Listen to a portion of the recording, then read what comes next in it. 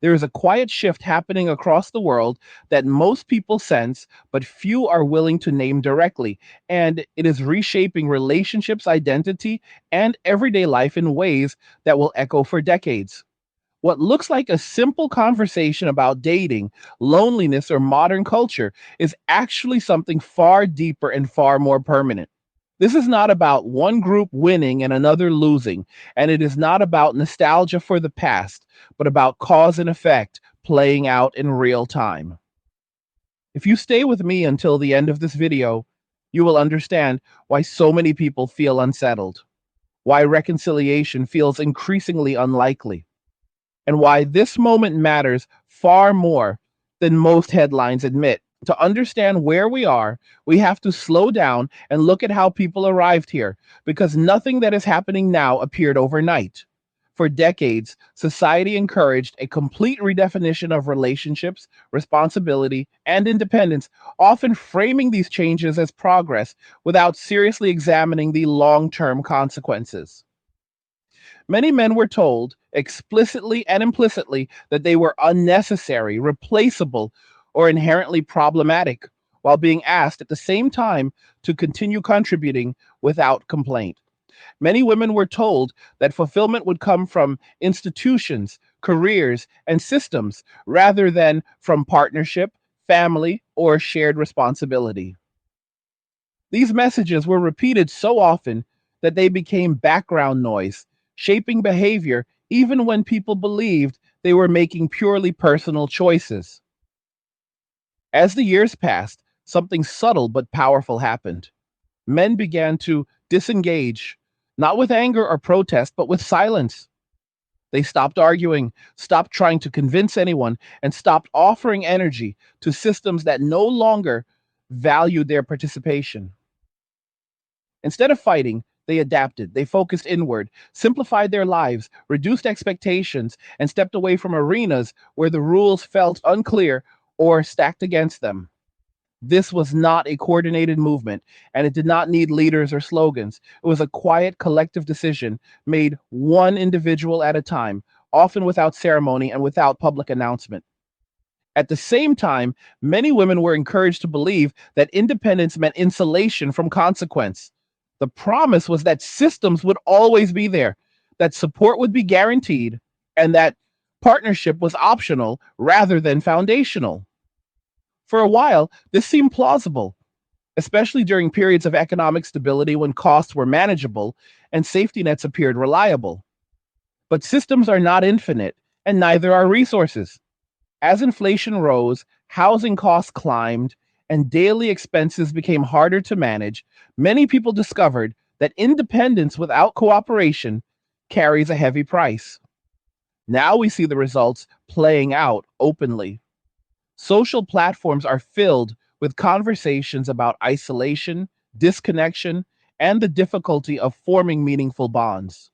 Many women speak honestly about feeling alone, overwhelmed, and uncertain about the future, even while having followed every piece of advice they were given. At the same time, many men remain noticeably absent from these discussions, not because they are unaware, but because they have already recalibrated their lives in ways that no longer revolve around public approval or social validation. What makes this moment especially striking is that it is not driven by hostility, but by exhaustion. Men did not leave because they wanted conflict, and they did not leave because they lacked empathy.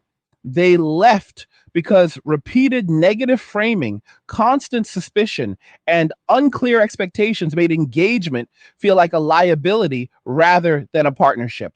When effort is consistently met with criticism or distrust, withdrawal becomes a rational response rather than an emotional one.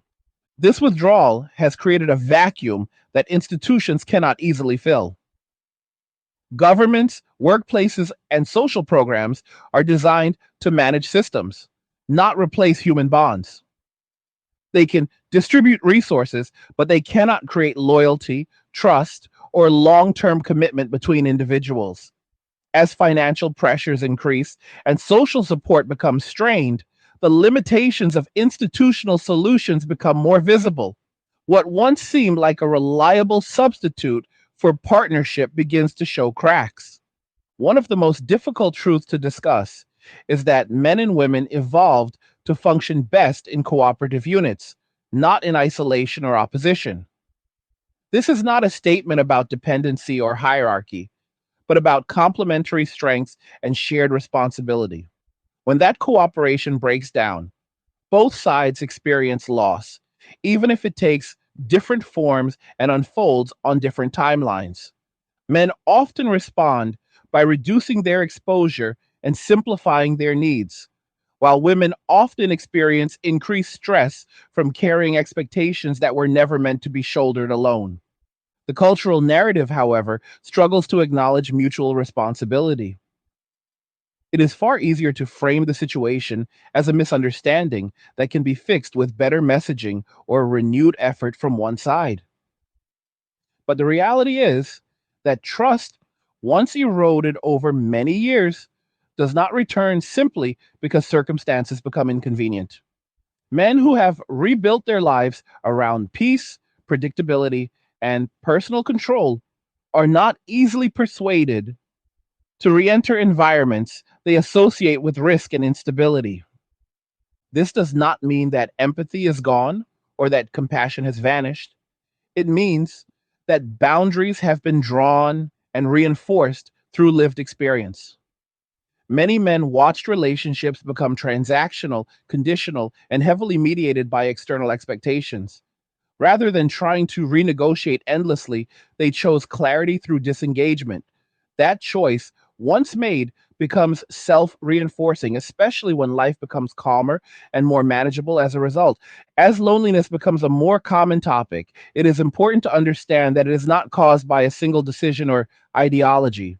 It is the accumulated result of incentives, messaging, and policies that prioritize individual autonomy while downplaying interdependence. When people are taught to view one another primarily through lenses of suspicion or competition, genuine connection becomes difficult to sustain. Over time, the emotional cost of constant vigilance outweighs the perceived benefits of participation. What we are witnessing now is not a temporary phase, but a structural shift. The conditions that led to widespread disengagement are still in place, and in many cases, they are intensifying. Economic pressure does not encourage trust, it encourages caution. Social fragmentation does not encourage reconciliation, it encourages retreat into smaller, safer circles. In this environment, calls for unity or return ring hollow unless accompanied by real accountability and change. There's also an uncomfortable asymmetry in how adaptation occurs. Men, when faced with uncertainty, often lower expectations and adjust lifestyles downward, finding contentment in simplicity and autonomy. Women, having been promised expansive futures supported by systems and narratives, often find it harder to reconcile expectations with constraints. This mismatch creates frustration on both sides, but it is experienced and expressed differently. It is tempting to frame this moment as a failure of communication, but that underestimates the depth of the divide. Communication presumes a shared framework of values and incentives. When those frameworks diverge significantly, words alone cannot bridge the gap. Actions, policies, and cultural norms matter far more than slogans or campaigns. None of this is about assigning blame for the sake of satisfaction. It is about understanding that choices have consequences, even when those choices were encouraged by powerful institutions and cultural voices. When men were told they were optional, many eventually took that message at face value. When partnership was framed as a burden rather than a benefit, disengagement became logical. The result is a society where increasing numbers of people live parallel lives rather than shared ones. Communities weaken, family formation declines, and social trust erodes. These trends are not easily reversed, and they do not respond well to moral pressure or emotional appeals. Once people reorganize their lives around stability and self reliance, they are unlikely to abandon that structure without compelling reasons. And as this reality becomes harder to ignore, there is a growing sense of uncertainty about what comes next. Some hope for a cultural reset, others for policy intervention, and still others for technological solutions that promise connection without vulnerability. But none of these address the core issue, which is that sustainable relationships require mutual respect, accountability, and shared sacrifice. We are at a crossroads where honest reflection is more valuable than comforting narratives. Hey guys, in a world pushing you to own nothing and be happy, crypto is your key to survival. Join Angry's Crypto Academy to master buying, selling, and trading crypto. Make huge profits and safeguard your wealth. Plus, discover the one crypto virtually no one is talking about, poised to create new millionaires in the upcoming bull run. The link is in the description of the video below. Go check it out now. Pretending that everything can return to how it was ignores how deeply habits and expectations have changed. Meaningful connection cannot be demanded, subsidized, or coerced. It has to be chosen freely. And that choice depends on trust that has been steadily depleted. The question is not whether loneliness exists, but whether society is willing to examine how it was created and what would be required to reverse it. That examination is uncomfortable because it challenges widely accepted assumptions and asks difficult questions about responsibility and consequence. But without it, the divide will continue to widen, and the silence between men and women will grow louder than any argument ever was. This is the foundation of the conversation we need to have, and it is only the beginning. The silence that has settled between men and women did not arrive with drama or spectacle. It arrived quietly, through routine decisions repeated day after day, until distance felt normal and absence felt expected. When people talk about a crisis, they often imagine a sudden collapse. But this is different. This is a slow withdrawal, a recalibration of priorities that happened while attention was focused elsewhere. Men did not announce that they were leaving, they simply stopped showing up in spaces where their presence felt questioned or conditional.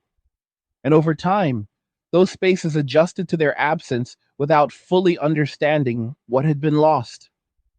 What is often misunderstood is that walking away was not about resentment, it was about efficiency and emotional economy. When effort consistently yields stress rather than stability, rational people adapt by minimizing exposure.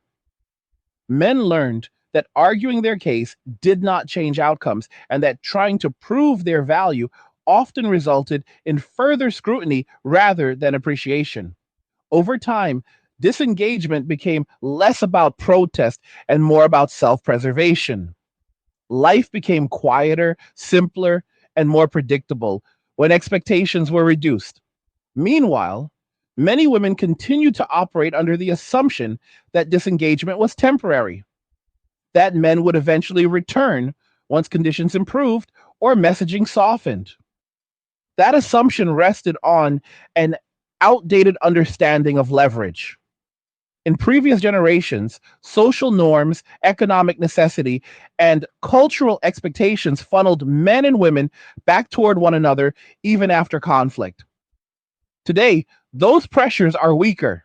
Men no longer need to participate to the same extent to maintain basic stability, and many have discovered that their quality of life improves when they limit involvement.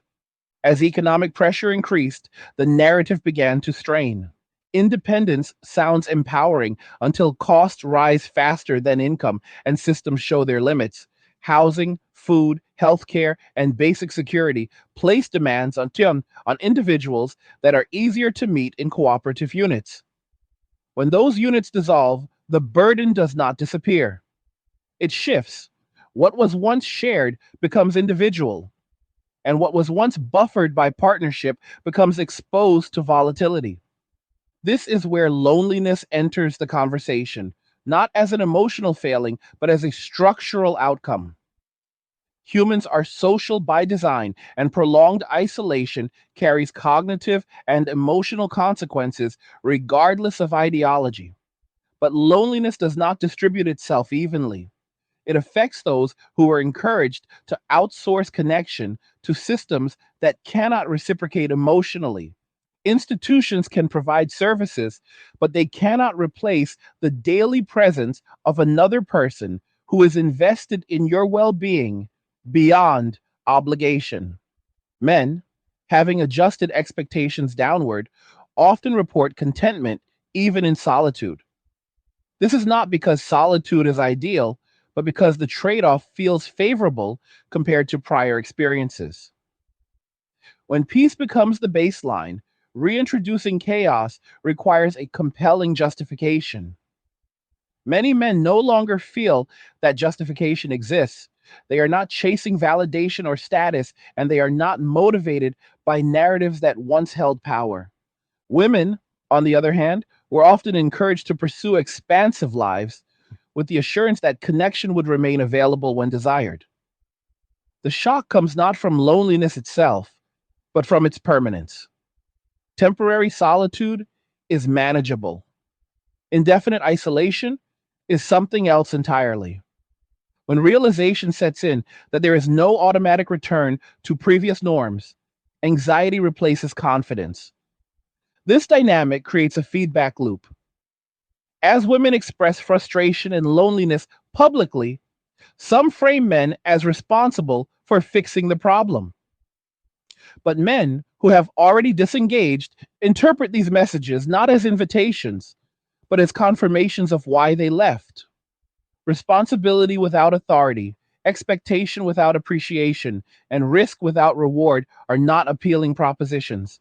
Each attempt to assign obligation reinforces withdrawal. It is important to understand that disengagement does not mean hostility. Many men wish women well and hope they find fulfillment. But wishing someone well does not require personal involvement. There is a difference between empathy at a distance and participation in a system that feels adversarial. Men learned that they could care without committing, and that distinction matters. The broader culture struggles with this because it prefers narratives of reconciliation. Stories where conflict resolves neatly are comforting, but realignment does not always allow for neat endings. Sometimes paths diverge permanently, not because of malice, but because incentives no longer align. Once people build lives that function without certain components, reintroducing those components requires more than nostalgia. Another overlooked factor is risk assessment. Modern relationships often involve legal, financial, and reputational risks that are difficult to quantify and harder to manage.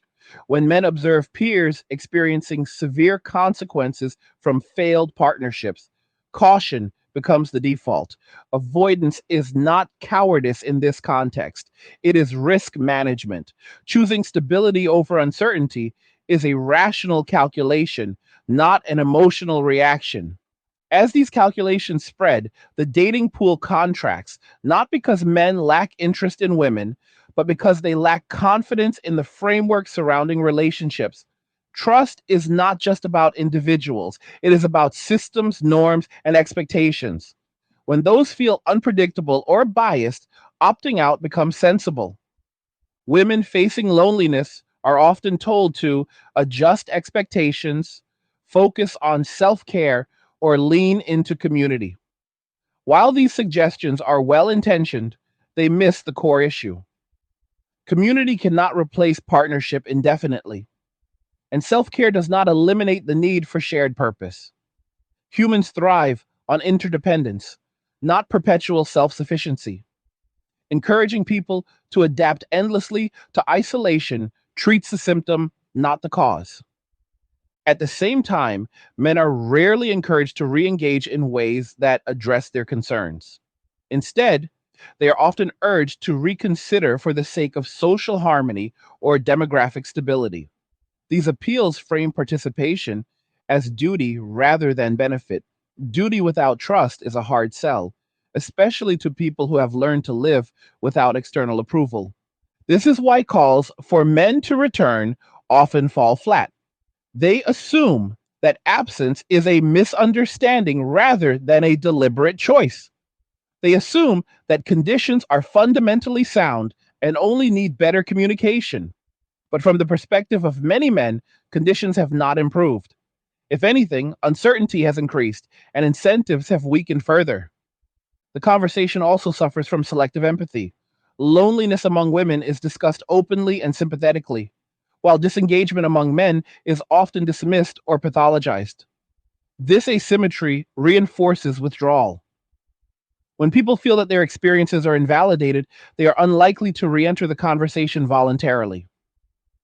What emerges is a landscape where parallel narratives coexist without intersecting. Women speak about longing and frustration. Men speak about peace and boundaries. Both are responding to the same environment, but interpreting it through different priorities. Without a shared framework, dialogue turns into monologue. The long term implications of this divide extend beyond individual relationships. Declining family formation affects demographics, economic growth, and social cohesion. Communities built around transient connections lack the resilience of those anchored by stable partnerships. As fewer people invest in long term bonds, social trust erodes further, creating a cycle that is difficult to reverse. Technology complicates this further by offering simulations of connection without commitment. Social platforms provide attention without accountability, while entertainment offers distraction without investment. These substitutes can delay confrontation with loneliness, but they cannot resolve it. Over time, the gap between perceived connection and actual support widens. Some argue that new norms will eventually emerge, that younger generations will find different ways to connect. That may be true, but norms do not materialize spontaneously. They are shaped by incentives and consequences. If current systems continue to reward disengagement and penalize risk, new norms are likely to reinforce separation rather than cooperation. There is also the question of timing. Even if conditions were to change tomorrow, trust does not reset instantly. People who have spent years optimizing for solitude are not easily persuaded to abandon routines that work. Rebuilding requires sustained evidence, not promises. This is why many men remain unmoved by appeals to empathy or nostalgia. Their decisions were not impulsive, they were the result of observation, experience, and adaptation. Undoing them requires addressing the underlying structures that drove disengagement in the first place. Until that happens, loneliness will continue to surface as a recurring theme, especially among those who expected systems to compensate for the absence of partnership. But systems are under strain themselves, and their capacity to absorb individual needs is finite. As resources tighten, the limits become unavoidable. The uncomfortable truth is that no one is coming to rescue society from the consequences of its own incentives. Individuals will continue to act in ways that maximize stability and minimize risk. If cooperation is to return, it must offer clear value to all participants, not just moral obligation. Understanding this reality does not require cynicism, it requires clarity. Clarity about what people respond to, what they avoid, and why. Without that clarity, conversations will remain circular and frustration will deepen. This is not a story about villains and victims. It is a story about systems, incentives, and adaptation. Men adapted by withdrawing, women adapted by leaning on structures that are now faltering. Both responses made sense in their respective contexts. The collision happens when those contexts change and assumptions lag behind reality. The path forward, if one exists, will not be found in shaming, pleading, or denial. It will require honest assessment of what went wrong, what changed, and what would need to be rebuilt from the ground up. That is a long process, and it is not guaranteed to succeed. For now, the divide remains quiet but firm. And as long as it remains, loneliness will continue to be discussed, not as a passing phase, but as a defining feature of modern life. As this divide settles into normalcy, something else becomes apparent that rarely gets discussed openly, which is how quickly people recalibrate what they consider acceptable once a new baseline is established. When men first began withdrawing, there was disbelief, then dismissal, and eventually rationalization. Many assumed it was a temporary reaction, a phase that would reverse itself once social conditions shifted or messaging improved. But as months turned into years, absence stopped being surprising and started being expected. Expectations adjusted downward, and with them, the urgency to resolve the underlying issues faded. This normalization has consequences. When disengagement becomes routine, the cost of re engagement rises. Returning to something you left behind is harder than never leaving at all because memory provides contrast. Men who remember the stress, uncertainty, and emotional labor associated with constant negotiation are not eager to revisit it. Peace, once experienced consistently, becomes a reference point, and anything that threatens it is evaluated with caution. This is not stubbornness, it is adaptation guided by experience. At the same time, many women find themselves confronting a reality that contradicts what they were promised.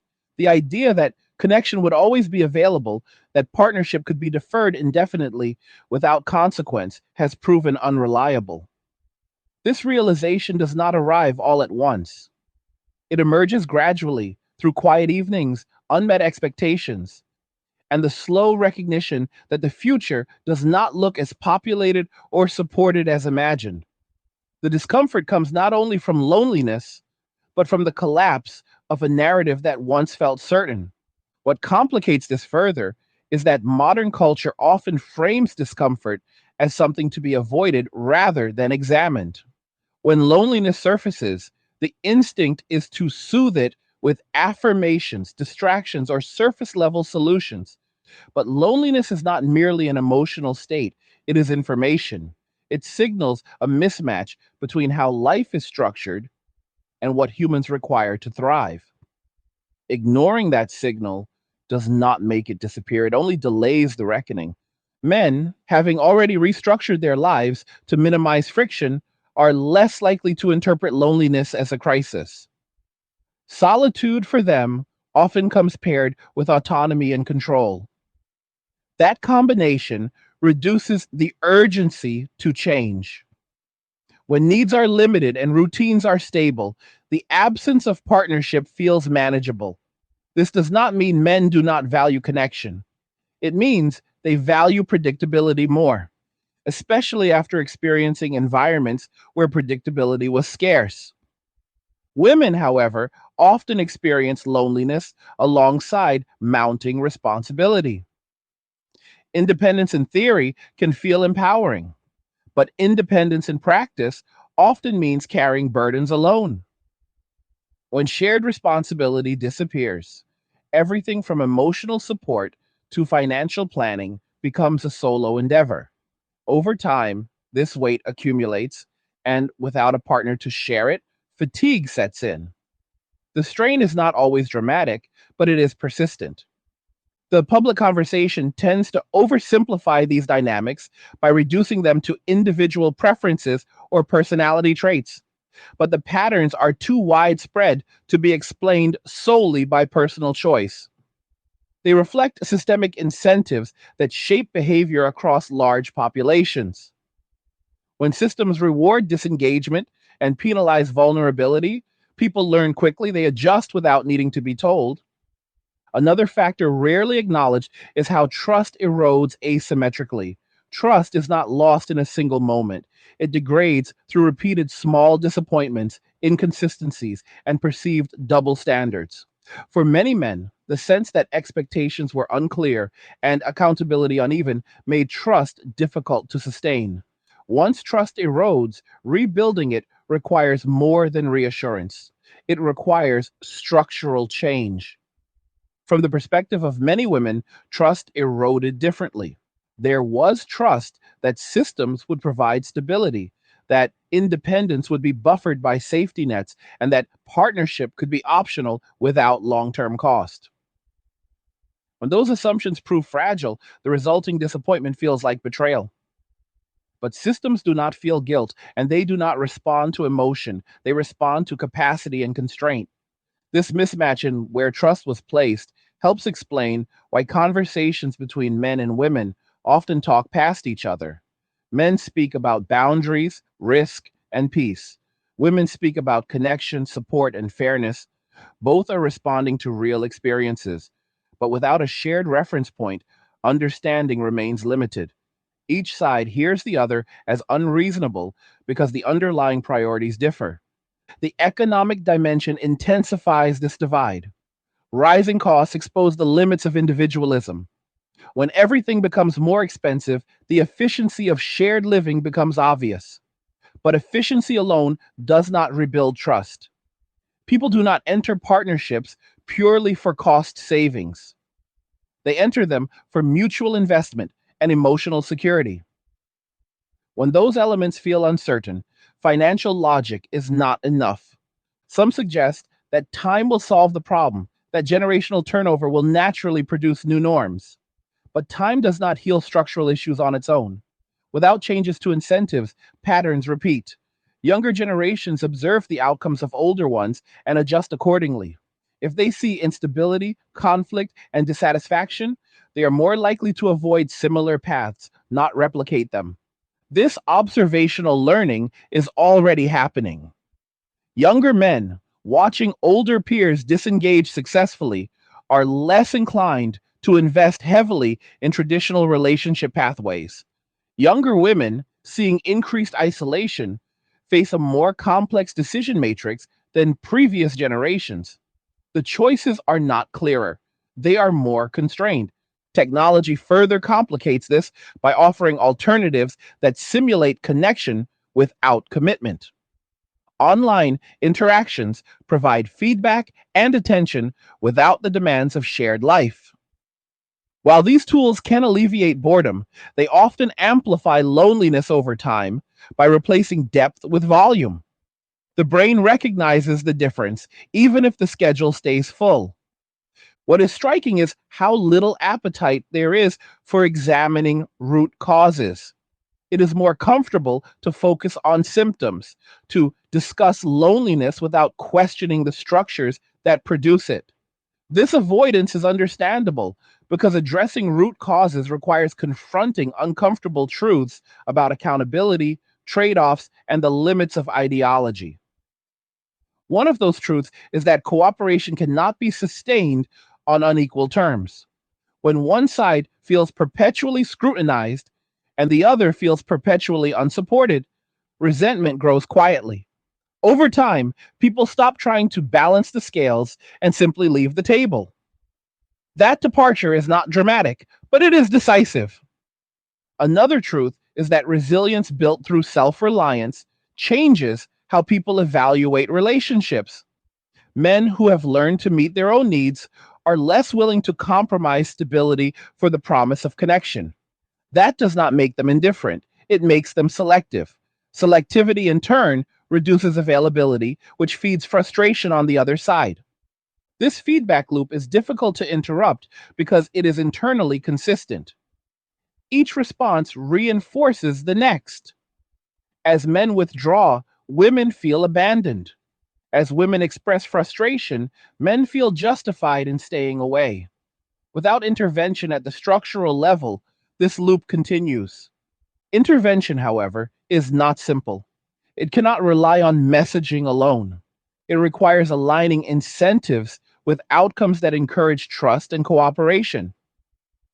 That means clarity in expectations, fairness in accountability, and recognition of mutual contribution.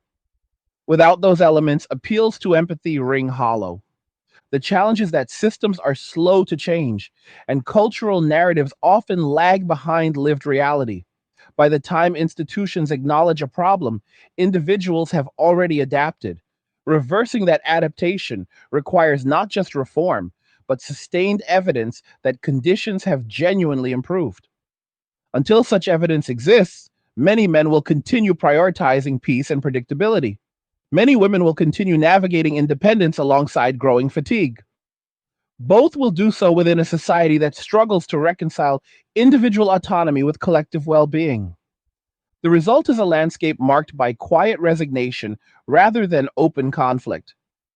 People go about their lives, managing expectations and adjusting routines, while an underlying sense of loss persists. This loss is not always articulated, but it shapes behavior nonetheless. Understanding this moment requires stepping outside familiar narratives and examining how incentives shape choices over time.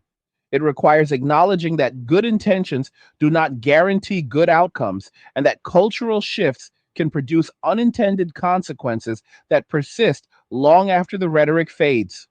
This is not a call for blame or nostalgia, it is a call for realism. Realism about what people respond to, what they avoid, and why. Without that realism, efforts to address loneliness will remain superficial, and the divide will deepen quietly. As we continue, the question becomes less about who is right and more about what is sustainable. Societies cannot thrive indefinitely on fragmentation, but sustainability requires structures that people trust, not ones they endure reluctantly. That is the tension defining this era. And until it is addressed honestly, loneliness will remain not just a personal experience, but a social signal pointing to deeper misalignment that cannot be ignored indefinitely. As this quiet separation continues, another layer of the situation becomes visible, one that sits beneath economics, culture, and even personal preference, and that is identity. For a long time, identity was anchored in roles that were socially reinforced and broadly understood. Men were expected to build, protect, and provide within a framework that gave their effort meaning and direction. Women were expected to nurture, connect, and sustain family and community within that same framework. These roles were not perfect, but they were coherent. Over time, those anchors were loosened without being replaced by equally stable alternatives, leaving many people unsure not just of what to do, but of who they are supposed to be in relation to others. When identity becomes fluid without structure, people rely more heavily on feedback from institutions, media, and peer validation. That feedback is often inconsistent and reactive, changing with trends rather than grounded in long term stability. Men exposed to constant critique of their traditional roles learned that defining themselves externally was risky. Many responded by shrinking the scope of their identity to what they could control. Work, personal projects, routines, and solitude became safer sources of meaning than relationships that felt increasingly ambiguous. Women, meanwhile, were encouraged to expand their identities outward, to pursue multiple roles simultaneously with the promise that fulfillment would follow. When that fulfillment proved elusive or incomplete, the response was often confusion rather than recalibration. The assumption that something external would eventually click into place made it harder to recognize when foundational needs were being neglected. This divergence in identity strategy contributes significantly to the current disconnect. Men moved inward to stabilize, women moved outward, expecting systems and networks to provide stability. Both approaches made sense given the information available at the time. But as conditions changed, the limitations of each approach became apparent. One of the least discussed aspects of the shift is how it affects expectations around effort.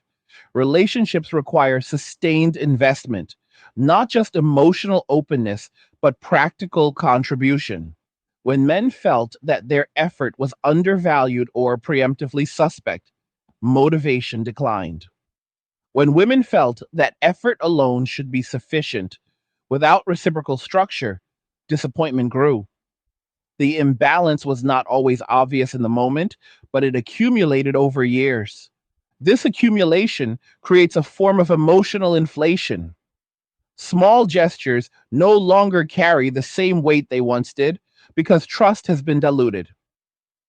Where patience and goodwill once filled gaps, now there is skepticism. People protect themselves by demanding certainty before committing. But certainty rarely exists at the start of any meaningful relationship.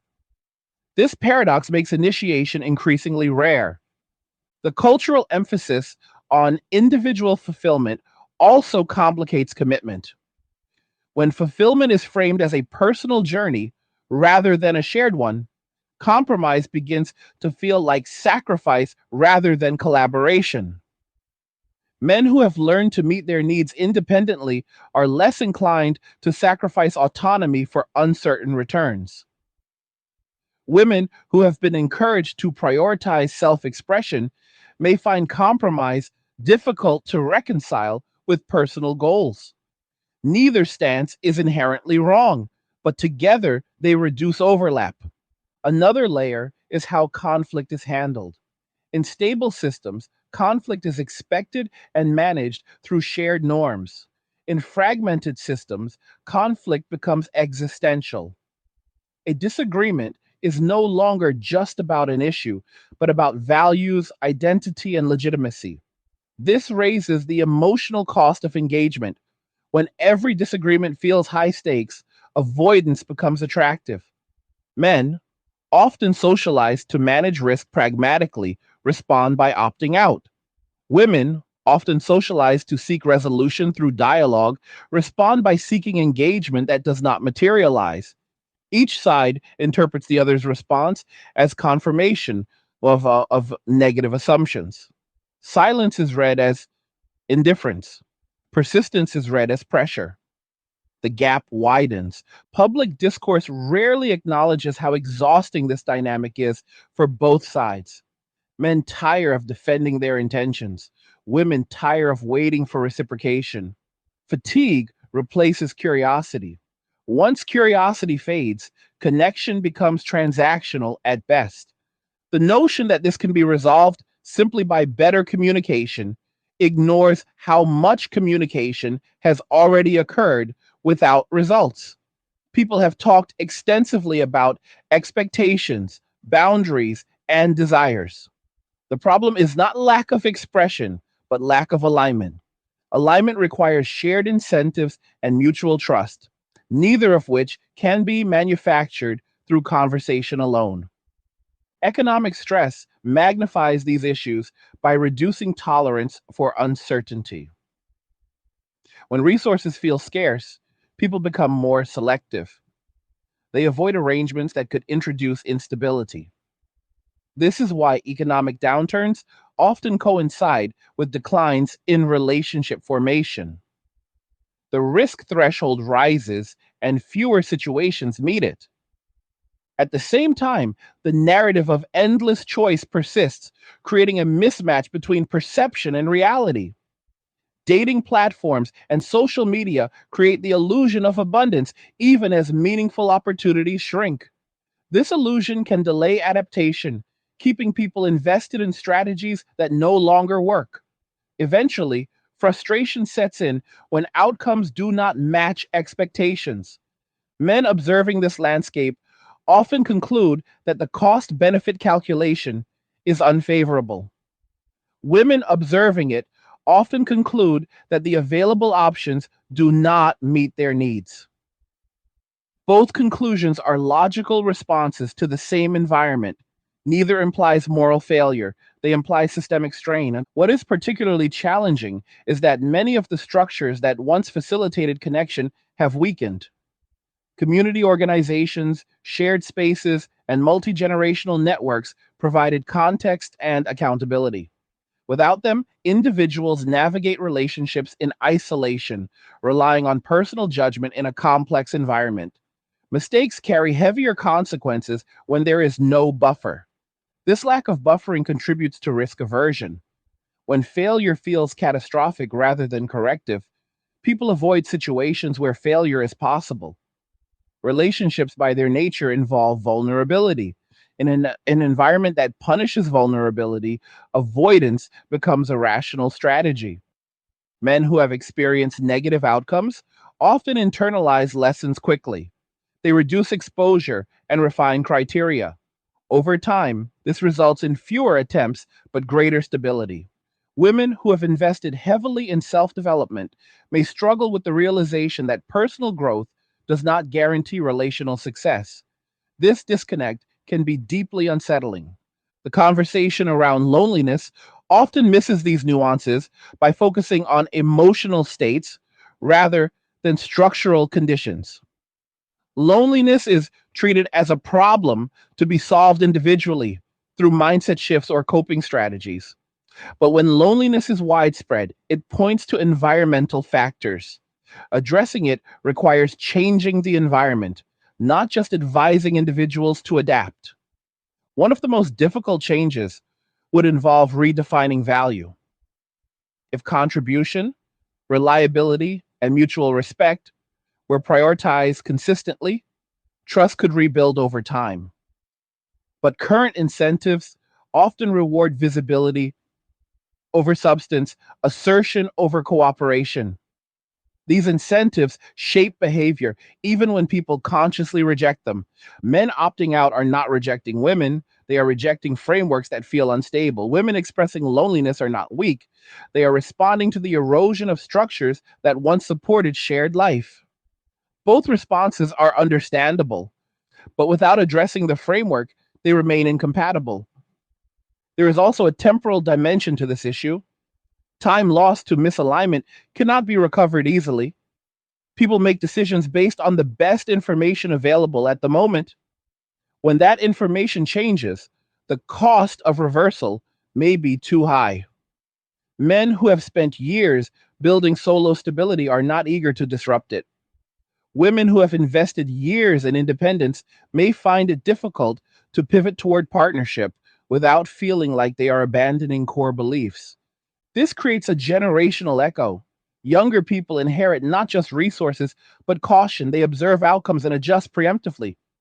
This can lead to even lower engagement, reinforcing trends already underway. Some hope that crisis will force reconnection. That shared hardship will rebuild bonds. History shows mixed results. While hardship can unite, it can also entrench self protection. The outcome depends on whether people trust one another enough to cooperate. Trust, once lost, is slow to return. At present, trust remains low. Men trust their routines more than relationships. Women trust the systems less than before, but still hope for connection. This asymmetry makes coordination difficult. Without coordinated movement, change remains incremental and uncertain. The reality is that no single policy, message, or cultural shift will resolve this quickly. The forces involved are deeply embedded. Progress, if it comes, will be uneven and contested. Some communities may rebuild, while others continue to fragment. Recognizing this does not mean surrendering to pessimism, it means adjusting expectations. Large scale social realignments take time. They require experimentation, failure, and revision, but they also require honesty about what has not worked. For now, the most accurate description of the moment is one of suspension. People are waiting, watching, and adapting quietly.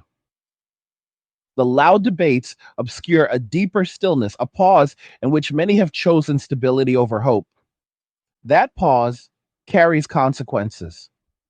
It shapes how people plan their futures, allocate resources, and invest emotionally. It is not dramatic, but it is decisive. And as long as it persists, loneliness will remain a defining feature, not because people lack desire, but because conditions discourage commitment.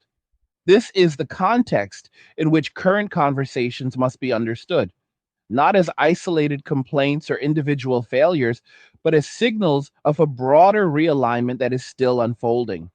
As this realignment continues, the emotional landscape shifts in ways that are subtle but profound. People begin to internalize the idea that long term connection is uncertain, conditional, or fragile. And this belief shapes how they approach not only relationships, but life planning more broadly. Decisions about where to live, how to spend time, and what goals to pursue increasingly assume a future without partnership. When that assumption becomes widespread, it alters everything from housing markets to social habits because systems are built around expectations of shared life that no longer apply as reliably. One of the quiet consequences of this shift is how people redefine success. In earlier eras, success often included stable partnership, family continuity, and integration into a community. Today, success is more frequently measured by autonomy, flexibility, and personal control. Men who have stepped away often describe success not in terms of accumulation or recognition, but in terms of calm, predictable routines, manageable obligations, and freedom from constant negotiation become markers of achievement. This reframing reduces the appeal of re entering environments that threaten those gains. Women, on the other hand, often find themselves navigating conflicting definitions of success. On one side, they are encouraged to pursue independence and self expression. On the other, they still feel the pull of connection, continuity, and shared purpose. When these definitions clash, it creates internal tension. Achievements that look impressive externally may not fully address deeper needs for companionship and support. This mismatch can lead to quiet dissatisfaction that is difficult to articulate without feeling conflicted. The cultural conversation rarely allows space for this complexity. It tends to frame outcomes as either empowerment or failure, strength or weakness, but human experience does not fit neatly into such binaries. Many people are simultaneously capable and lonely, independent and overwhelmed. Recognizing this does not diminish resilience, it acknowledges reality. Another important element is how time pressure alters perception. As years pass, the window for certain life choices feels narrower. This can intensify anxiety and urgency, particularly for those who delayed partnership under the assumption that it would remain accessible. When urgency rises, patience often declines. But impatience rarely produces trust. It produces transactions, compromises made under pressure rather than mutual enthusiasm. These arrangements are unstable, further reinforcing skepticism. Men observing this dynamic often become more selective rather than less. Urgency signals risk. Pressure suggests misalignment. From a risk management perspective, stepping back remains the safer option. Women experiencing urgency may feel caught between competing imperatives, wanting connection, but unwilling to abandon hard won autonomy. The result is hesitation on both sides, expressed differently, but driven by the same uncertainty. This uncertainty extends into everyday interactions. Casual social exchanges become cautious. Boundaries are established earlier and more firmly. Assumptions about intent are scrutinized. While boundaries are healthy, excessive defensiveness erodes spontaneity.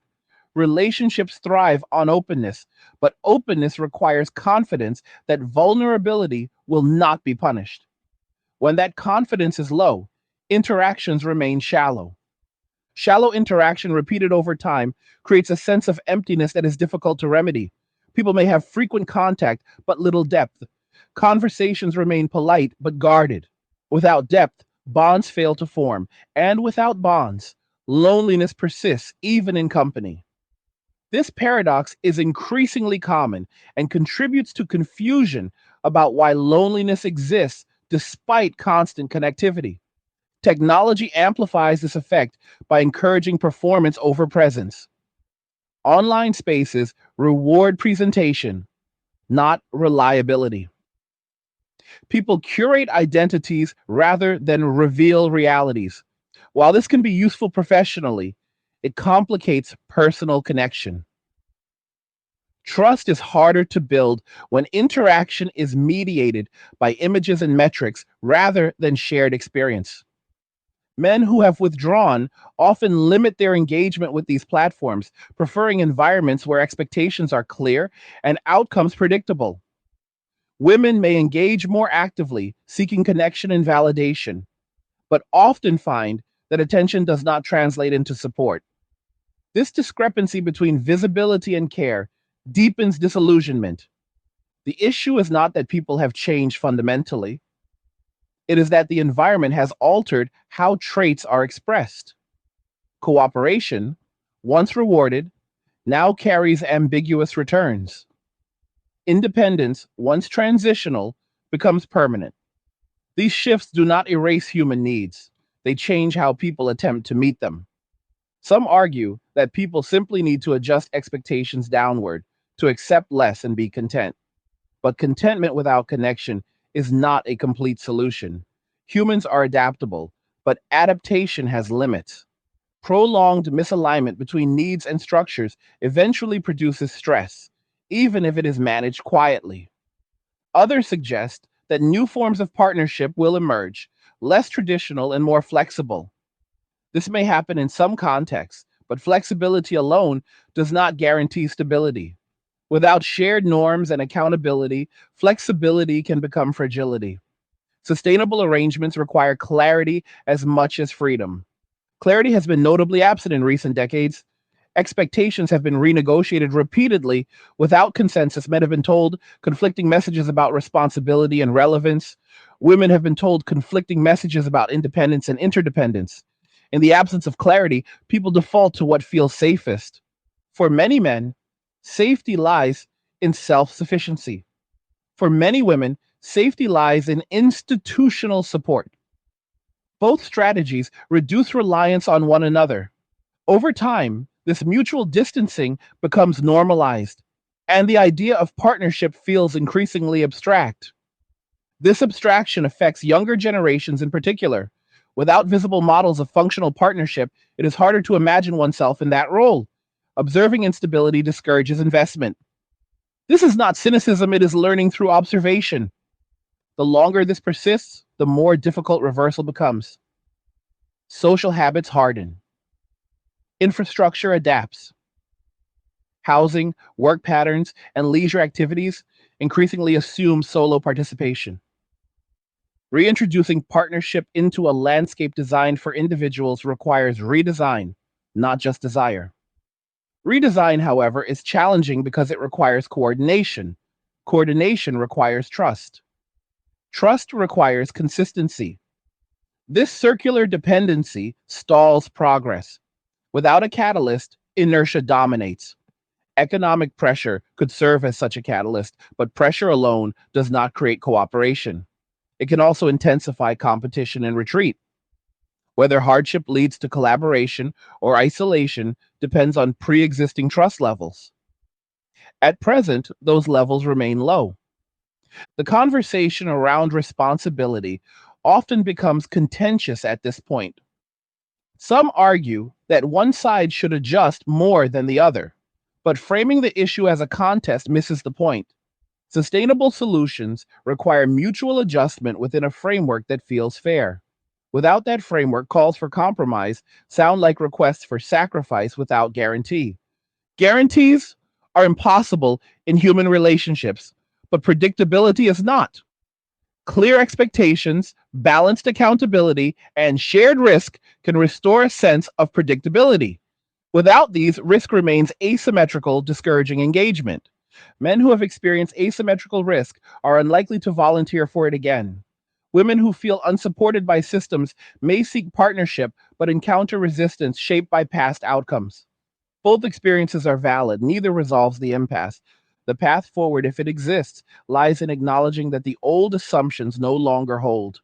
Partnership cannot be assumed. It must be made attractive again through structural alignment. That alignment involves legal clarity, cultural respect, and economic feasibility. Without these elements, appeals to emotion will continue to fall short. This does not mean that connection is impossible. It means it will be rarer and more intentional. Those who do form stable bonds will likely do so through careful negotiation and shared values rather than default pathways. This may produce fewer partnerships, but potentially stronger ones. However, this selective environment also means that many will remain unpartnered, not because they lack desire, but because conditions discourage risk. For them, loneliness becomes a companion, managed rather than resolved.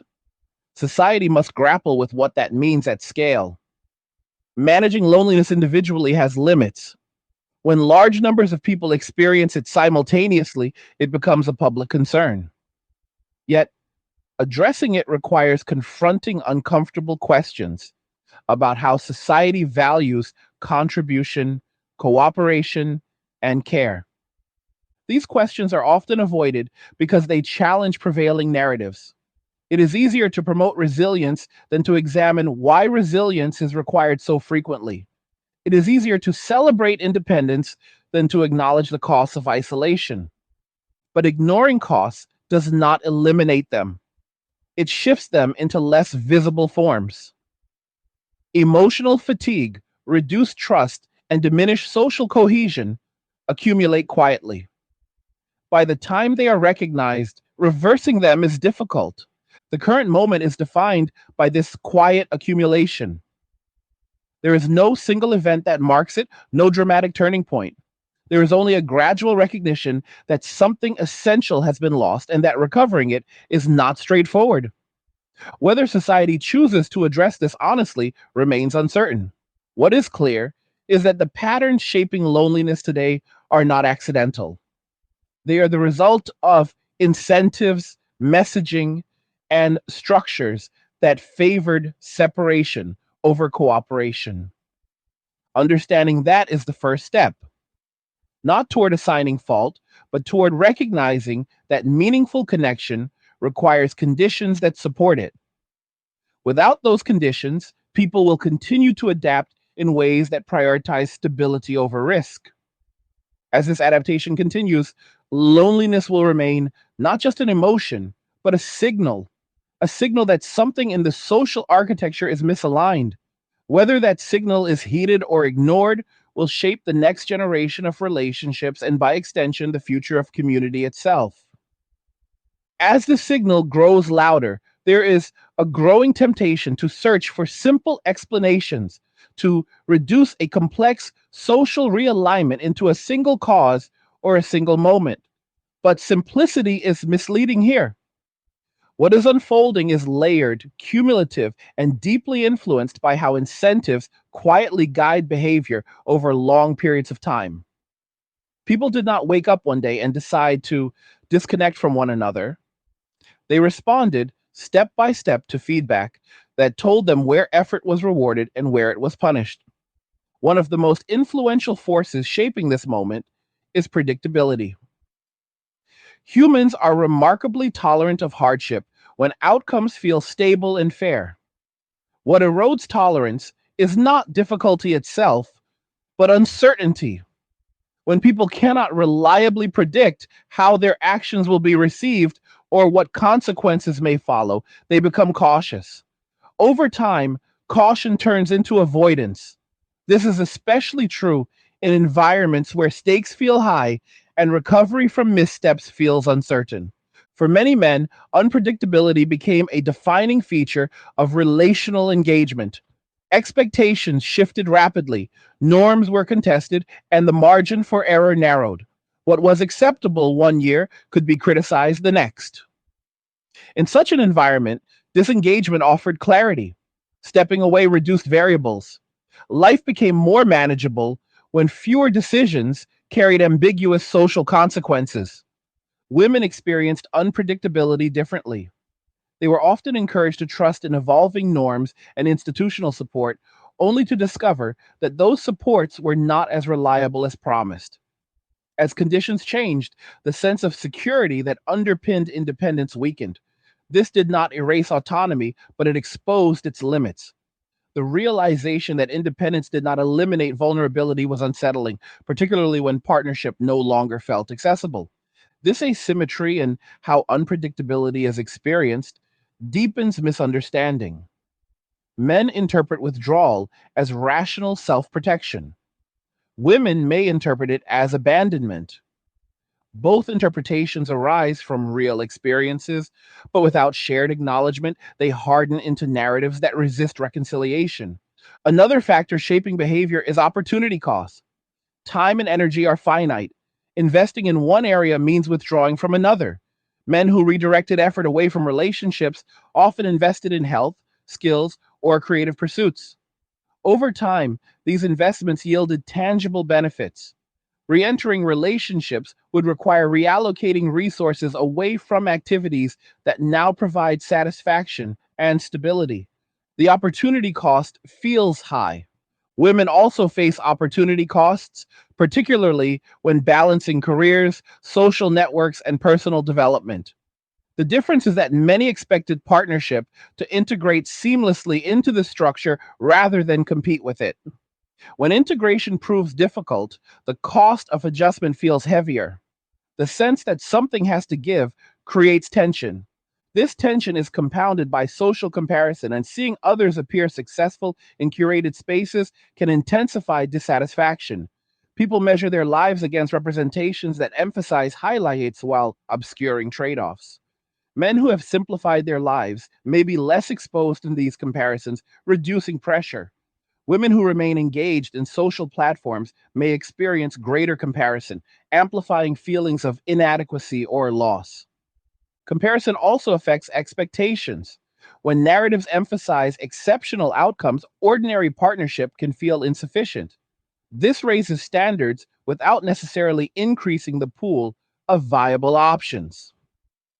Men observing elevated expectations may opt out rather than compete in an environment where criteria feel inflated and inconsistent. Inflated expectations do not emerge in a vacuum. They are reinforced by cultural messages that celebrate exceptionalism while downplaying compromise.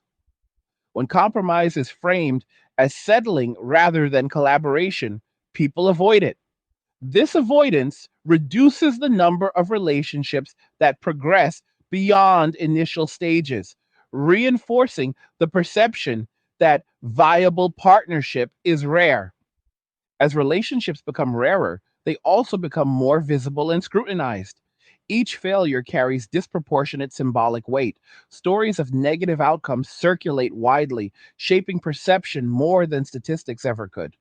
Men pay attention to cautionary tales and adjust behavior accordingly. Women do the same. Fear spreads more efficiently than trust. Trust, unlike fear, requires repetition and consistency. It grows slowly through positive experiences that confirm expectations.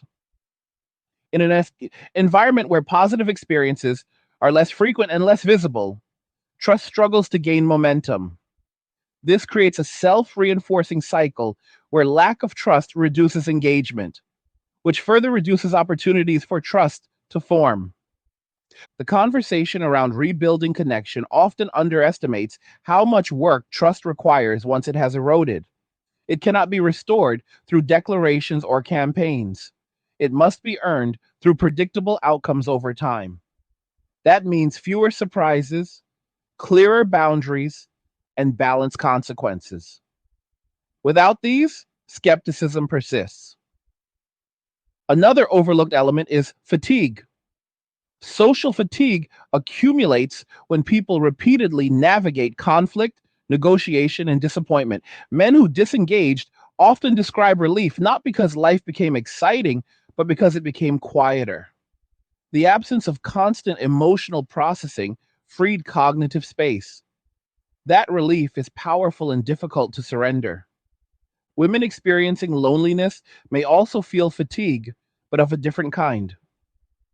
The fatigue of managing everything alone, of being both provider and emotional anchor, can be draining. When fatigue dominates, energy for rebuilding connection diminishes. People want relief, not additional complexity. Relief becomes a priority. For men, relief is found in autonomy. For women, relief is often sought in support, whether from networks, services, or potential partners. When relief strategies diverge, alignment becomes harder. There is also a moral dimension that complicates dialogue. Discussions about responsibility often trigger defensiveness because they imply fault. Men resist narratives that frame their withdrawal as failure. Women resist narratives that frame their loneliness as consequence.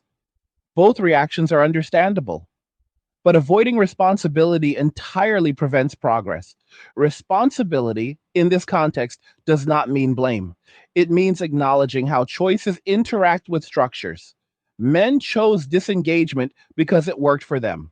Women chose independence because it was encouraged and initially viable.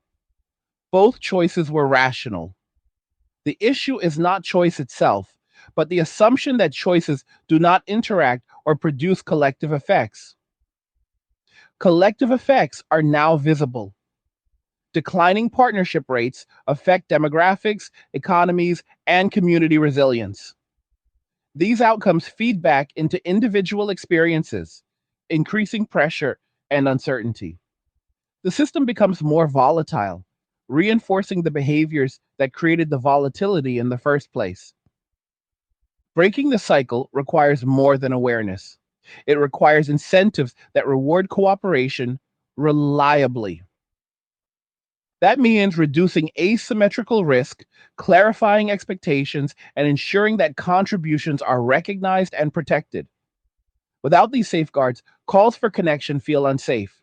Safety is foundational. People cannot invest emotionally where they feel exposed.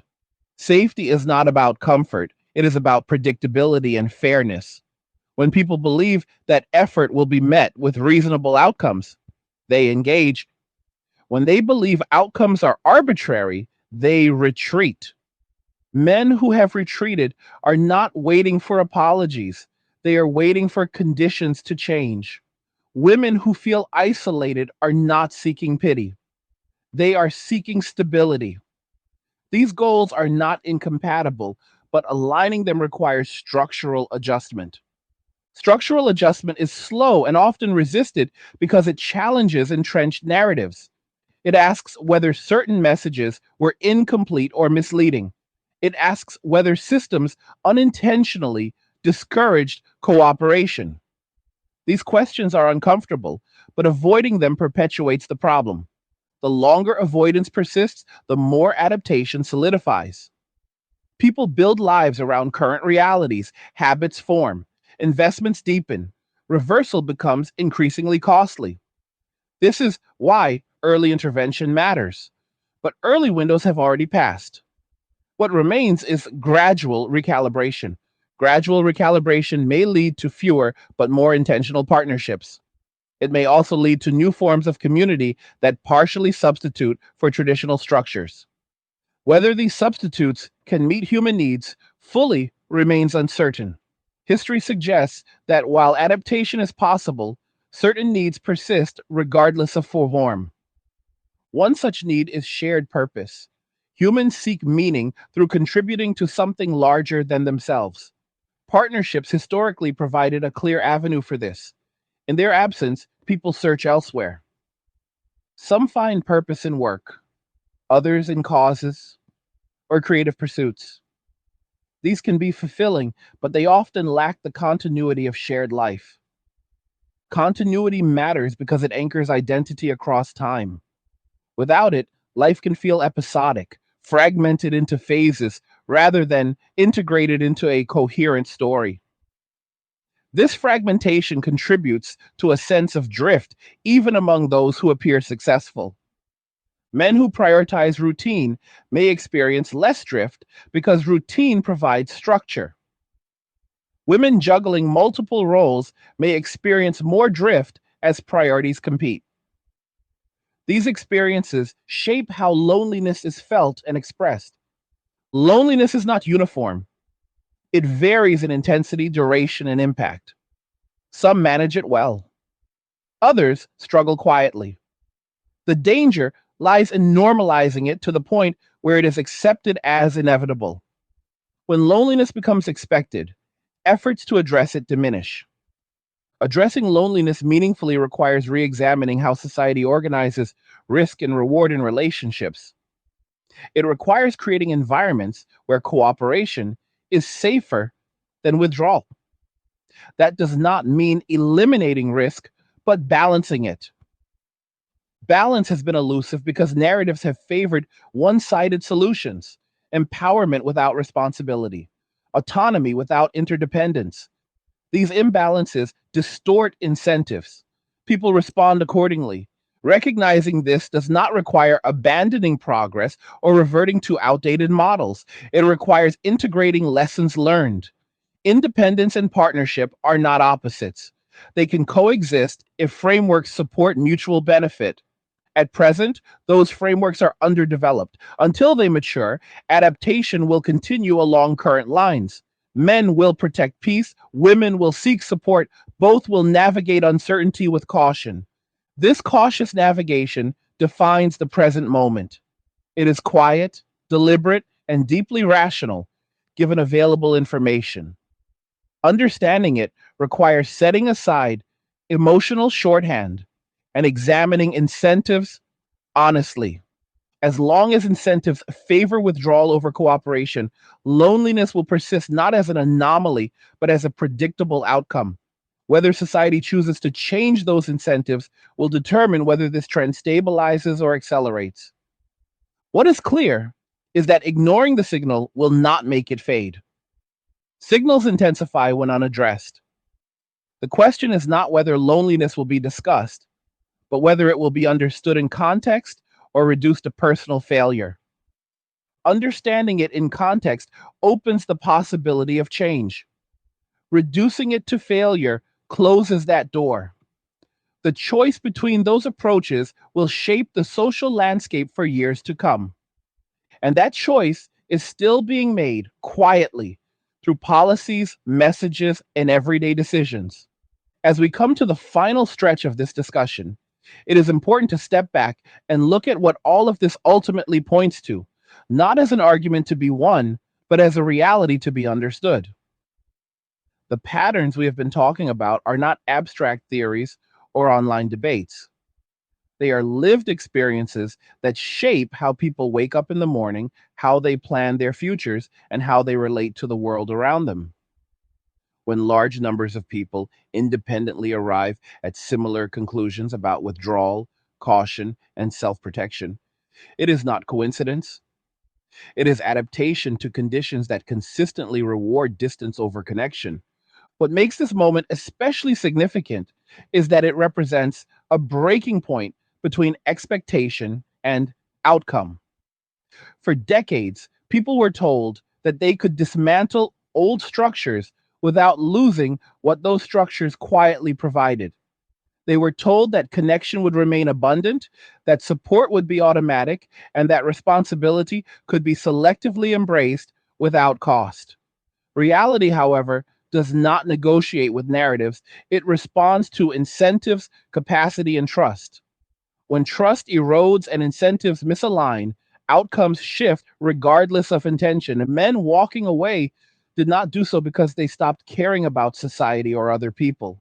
They did so because they learned through repetition that their best chance at stability was to narrow their exposure. They optimized for peace, not because they lacked ambition or compassion, but because peace became scarce in environments where expectations were unclear and accountability felt uneven. Over time, peace became non negotiable. Once that happens, appeals based on obligation lose their power. Women confronting loneliness are not experiencing a moral failure or a personal deficiency.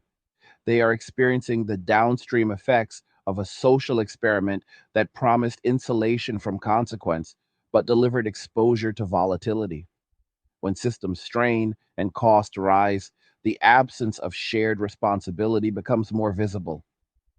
Loneliness in this context is not just emotional pain, it is feedback that something foundational is missing. The tragedy is that both experiences emerged from the same cultural shift, yet they are often discussed as if they are unrelated or opposed. Men protecting peace and women seeking connection are not opposing forces by nature. They are parallel responses to the same instability. The conflict arises not because their goals are incompatible, but because the framework that once aligned them has weakened. Rebuilding that framework, if it is even possible, would require honesty at a level that is uncomfortable for many institutions and cultural voices.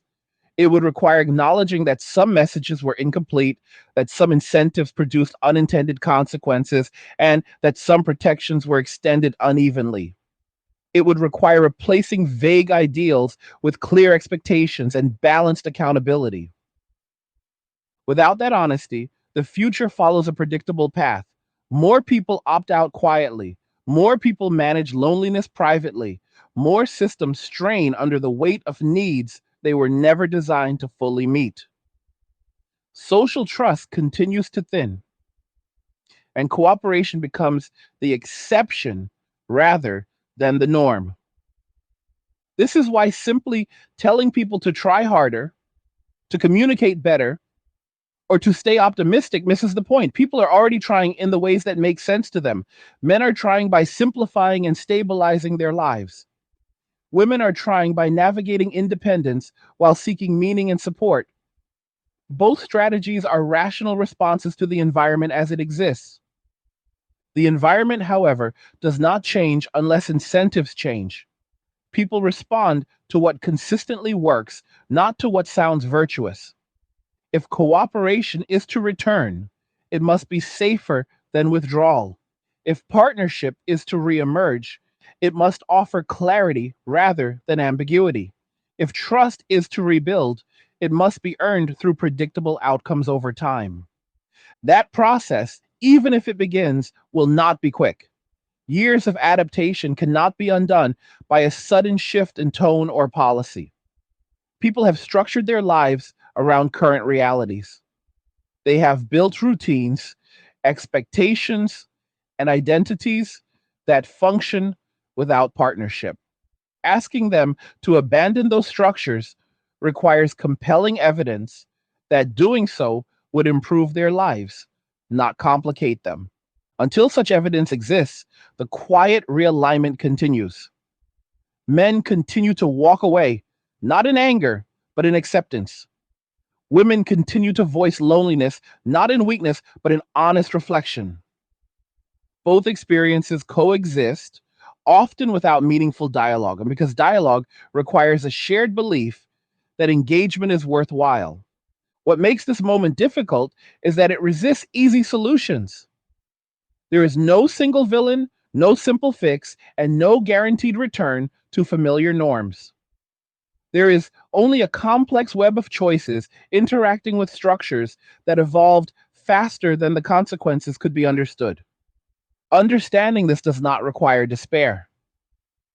It requires realism, realism about human behavior, about incentives, and about the limits of ideology. When realism replaces blame, there is at least a chance for recalibration. When blame dominates, people retreat further into positions that feel safe.